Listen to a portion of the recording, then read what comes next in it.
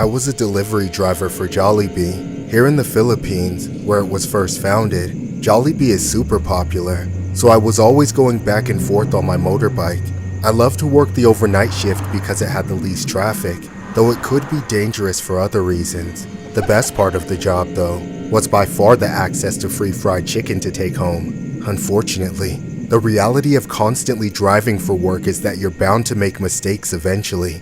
One night, I was returning home from a delivery to a sketchier side of town, so I was going a bit faster than usual to get out of there. But then I slipped up for just a second and cut someone off. It was 3 guys on one bike, and I pulled out right in front of them, almost causing an accident.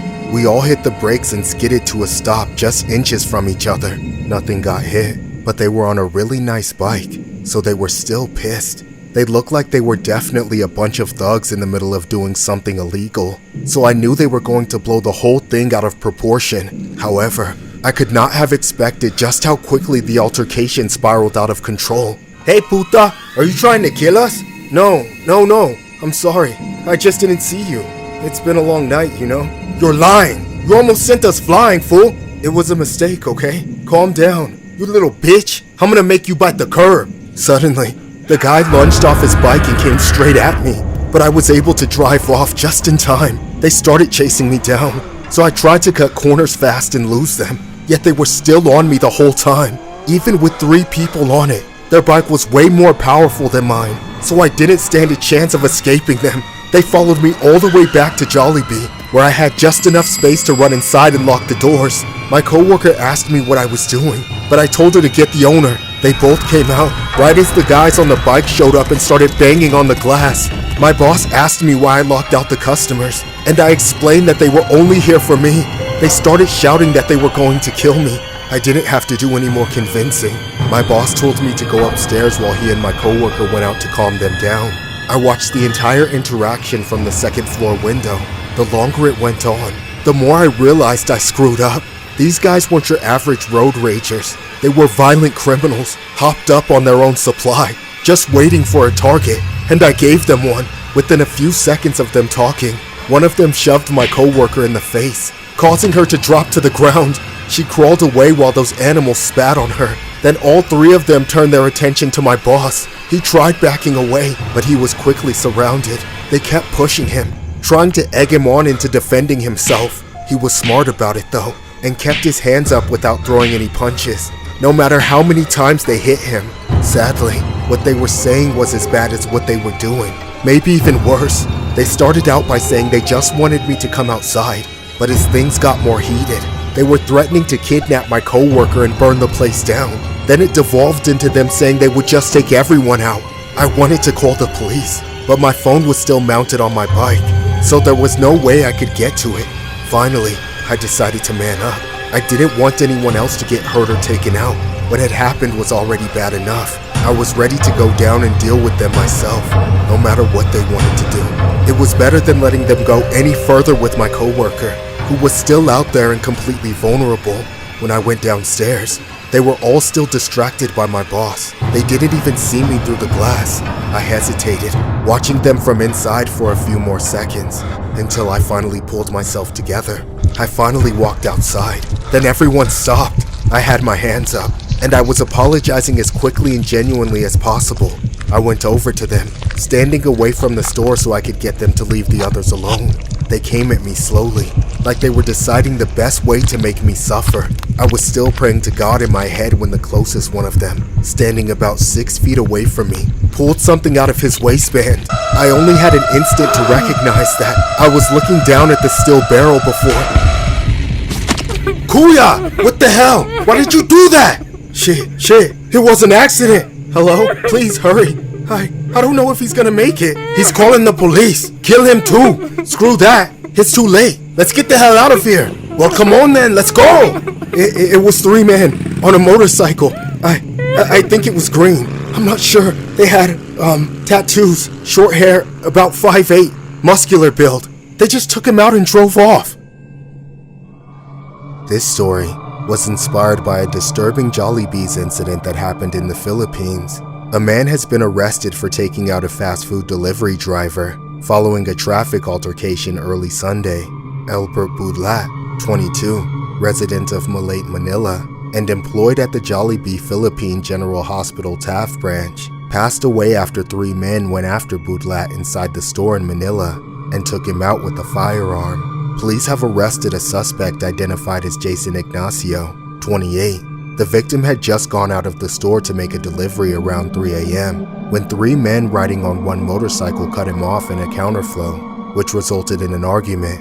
Budlat went back to the store, but was followed by the men later identified as Ignacio, Raymond Yap, and Rolando Elizalde.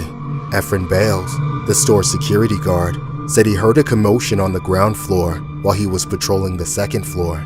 He went down to pacify the group, but the 3 men started making threats with their firearm, getting physical with the store shift manager, while swearing and demanding that they bring out the rider. When Budlat eventually came out, the men started jumping him while also shouting expletives, and then ultimately doing what they did. The 3 then immediately fled using their motorcycle. Budlat was rushed to the nearby hospital, but didn't make it. The incident led to the arrest of Ignacio, while the other 2 suspects remain at large.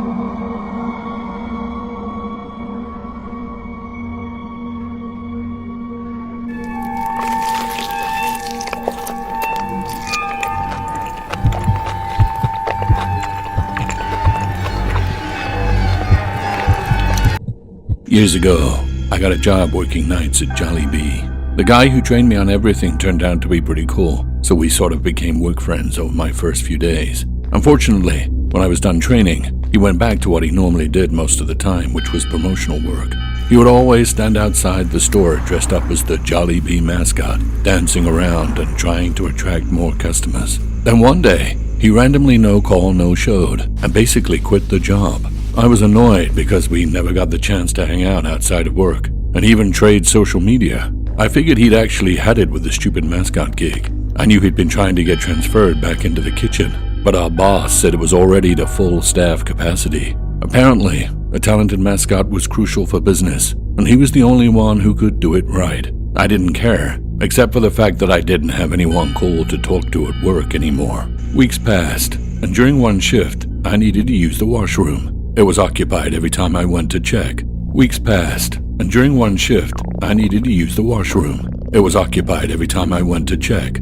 I'd only been there a few weeks, so I didn't know every bit of the building. I was hoping there was a hidden employee washroom somewhere. I went farther back into the kitchen than I ever had, and discovered an unmarked door. It looked like it could have been a tiny toilet, so I opened it. Unfortunately for me, it was just stairs leading to a dark basement. I stood there for a few seconds, contemplating on going down there to find a washroom, until my boss came out of nowhere. Hey, what the hell you doing? Is there a washroom down there? I need to take a piss. Hell no, boy, it's just extra stock, so it's off limits. What if You're not allowed to go down there. Sorry about that. I shouldn't have yelled. No, it's okay. Sorry to bother you, sir. I'll just see if the washroom is available now. I'd never seen my boss explode on anyone like that. I was a bit shocked, so I just tried to forget about it. I finally got to use the washroom. Then I went back to my shift. Of course, my curiosity about what was down there became a bigger problem every single day. One night, we were closing the store, and he left early for some reason he didn't tell us about, just letting one of the shift leads take care of stuff for the rest of the night. Once he was gone, I knew I had my chance. I found a moment to slip away to the hidden door. I quietly opened it, then shined my phone flashlight to see where I was going as I slowly made my way down the stairs. At the bottom, the level of darkness was almost suffocating. The light switch I found didn't turn anything on, leaving me with just the light I had from my phone, which only let me see a few feet in front of me. I kept going, expecting to find something. The more I looked, the more I saw of a bare concrete floor. Then, finally, I saw something. The Jollibee mascot. It was lying against the far opposite wall of the basement, and it seemed to be the only thing in there. Confused, I walked up close to it, crouching down for a better look. I shined my light at its face, through the black mesh of the eye, and right there, I saw something I'll never forget. While I was looking into the eye of the mascot, a human eye opened. It seemed like someone was actually in there, and it looked just like my friend. Suddenly, the mascot moved and tried to grab me. I jumped back and ran away. It started chasing me, but after about 10 feet, I heard a chain snap tight. I looked back and realized the thing was chained to the wall. I was freaked the hell out. I felt like I was in a horror flick seeing this Jollibee mascot lunging at me. All I remember was watching him scream under that mask as I stood there in sheer terror. I didn't know what to do, but a thought hit me like a ton of bricks. That this whole thing about my boss leaving me an opportunity to go down there was a trap. So I felt I had to leave as soon as possible. I went back up the stairs and did my best to act like nothing happened, to seem normal.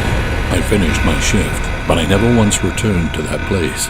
I moved as soon as possible. I was paranoid that my boss might come for me. I didn't want to take the risk that he was somehow going to find out that I went down to that forbidden basement. I ended up starting completely fresh in a new city to try and move on from this, but no matter what, I can never forget it. I've never told this story to anyone, not until now, because of this viral image of the eye inside a Jollibee mascot. I swear it's my old friend from work. It's the exact same sight I saw that haunted me all those years ago, and now it's come back to remind me that I abandoned my friend to a fate worse than death. This story was inspired by a viral online image of a man's eye peering out from a Jollibee mascot costume of the Filipino fast food chain Jollibee's. We decided to turn it into a horror story, seeing as the image meme had gone viral because of the ambiguity and lack of explanation from the photograph. The blurred image inspired fan art from various VTubers, ex-users, and fans from all over the world. The image was allegedly posted by ex-user HTML_sushi. The photo was posted without a caption on January the 5th of 2025 and gathered over 405,000 likes in 3 days. As bizarre as the image looks, one can only assume it was a Jollibee mascot worker taking photos with customers based on the person in front of him.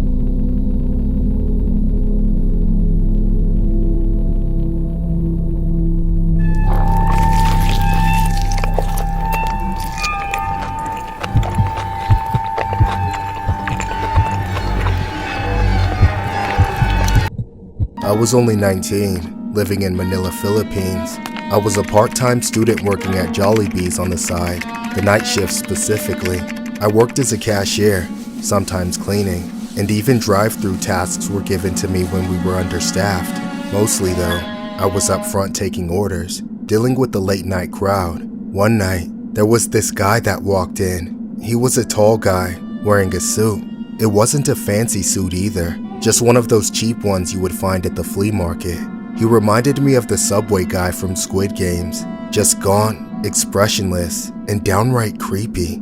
I figured he was just another tired worker, hungry for some chicken joy. Just when I was about to take his order, he said he was a food inspector and that he needed to check the quality of our chicken for a year. He then pulled out some paperwork, official-looking stuff, and said he worked for the government and the Ministry Food of Safety. He then demanded a sample piece of chicken joy and would eat it quickly in front of me. It was weird, but I couldn't say no to a food inspector. After finishing it, he would say it met the quality standards and then would leave the restaurant. But that wasn't the last time I saw him.